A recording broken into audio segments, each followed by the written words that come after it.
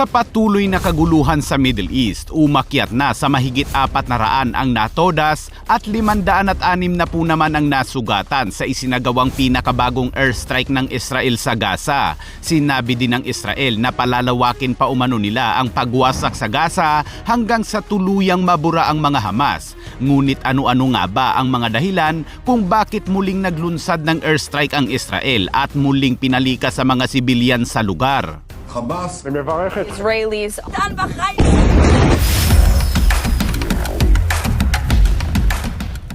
Matapos ang mahigit isang taong atake ng Israel sa Gaza na tumudas ng nasa 48,405 na tao, winasak ang mga kabahayan at iba pang mga infrastruktura. At nito lang Martes ay muling naglunsad ng airstrike ang Israel sa Gaza kung saan mahigit 400 na naman ang natodas sa nasabing pag-atake at ikinasugat ng 560 na po ayon yan sa Palestinian Health Authorities.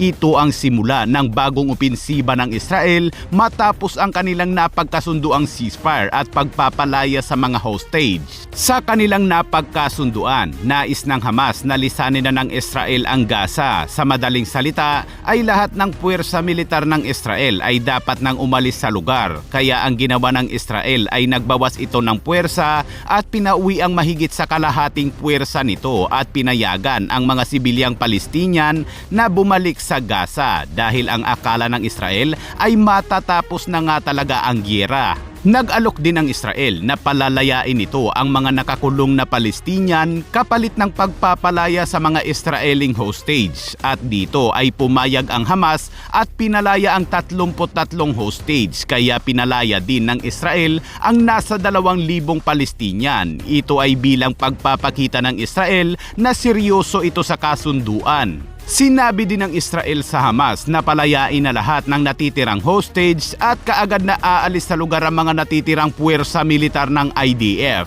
Ngunit sa ilang linggong paghihintay ng Israel sa sagot ng Hamas, abay tumanggi ang Hamas sa gusto ng Israel at ang gusto ng Hamas ay lahat ng puwersa ng Israel ay i-pull out muna sa Gaza at walang matitira bago nila pakawalan ang mga natitirang hostage. Dito ay biglang nagalit ang Israel sa sagot ng Hamas, ngunit patuloy na nakipag-usap ang ilang mga opisyal ng Israel pati na ang ibang namamagitang mga bansa. Maging si US President Donald Trump ay nagsalita na ibalik na lahat ng mga hostage para tapos na ang gulo. Ngunit nagmatigas pa rin ang Hamas at hindi pa rin pinakawala ng mga hostage. Kaya't dito na nagdesisyon si Israeli Prime Minister Benjamin Netanyahu na muling bombahin ang Gaza hanggang sa maubos umano ang mga Hamas dahil sa pagtanggi umano ng Hamas sa mga panukala na tila niluloko lang umano nito ang Israel. Ang mga atake ng Israel ay tumamat sa mga bahay mula sa Hilaga hanggang sa timog ng Gaza Strip at ang mga tangke ng Israel ay umaatake na din at nagresulta ng pagkatodas na mahigit sa 400 katao at patuloy pang tumataas ang bilang.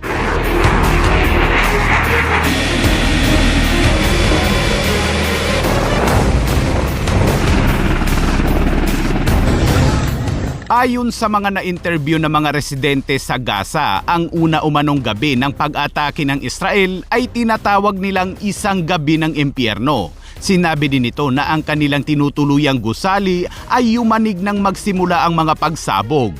At dito ay isa na namang nakakalungkot pagmasdan dahil ang mga pamilya sa Beth Hanon sa Hilagang Gaza Strip at silangan ng mga lugar pati na sa Khan Yunis at Timog ay lumikas na naman mula sa kanilang mga tahanan.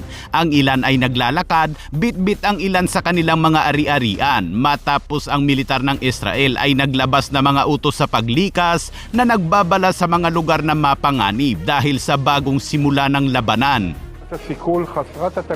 Ang United Nations, Egypt at Qatar, mga tagapamagitan sa kasunduan sa tigil putukan ay kinundi na ang pinakabagong pag-atake ng Israel. Gayunpaman, si Dorothy Shia na kumikilos na ambasador ng Amerika sa United Nations ay nagsabi na ang dapat sisihin sa pagpapatuloy na mga labanan sa Gaza ay ang mga sumusuporta lamang sa Hamas kasabay ng pagpahayag ng suporta para sa Israel sa mga susunod na hakbang nito. Ayon naman sa dating National Security Minister na si Itamar Ben-Gvir ay tinalikuran na umano ng gobyerno ng Israel ang mga hindi pagkakasundo tungkol sa tigil putukan sa Gaza dahil ayaw umano ng Hamas na pakawalan ng natitirang bihag kaya pinili ng Israel na muling durugin na lang ang Gaza.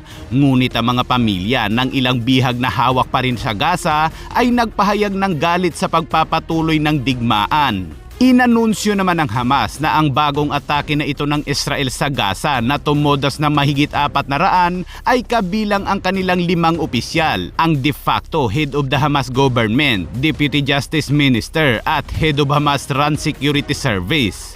Hamas is responsible for this war. It invaded our towns, murdered our people, raped our women, and kidnapped our loved ones. Hamas refused offer after offer to release our hostages. In the past 2 weeks, Israel did not initiate any military action in the hope that Hamas would change course. Well, that didn't happen. While Israel accepted the offer of President Trump's special envoy, Steve Witkoff, Hamas flatly refused to do so. And this is why I authorized yesterday the renewal of military action against Hamas. Israel does not target Palestinian civilians. We target Hamas terrorists. And when these terrorists embed themselves in civilian areas, when they use civilians as human shields, they're the ones who are responsible for all unintended casualties. Palestinian civilians should avoid any contact with Hamas terrorists. And I call on the people of Gaza, get out of harm's way, move to safer areas. Because every civilian casualty is a tragedy.